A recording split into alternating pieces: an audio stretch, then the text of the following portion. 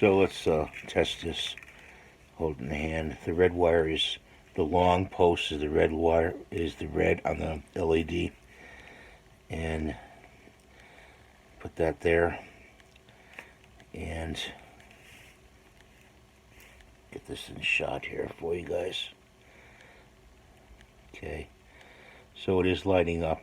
The black wire goes to the shorter post, which is the negative. Okay, so that one is good. I'm going to test every one of these, and I'm sure they're all good and fine.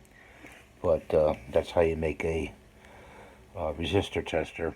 Just a resistor, red and black wire, and you have to get a resistor to put on the ends of the positive to test it. Thank you. Have a nice day. And any questions, please leave them below.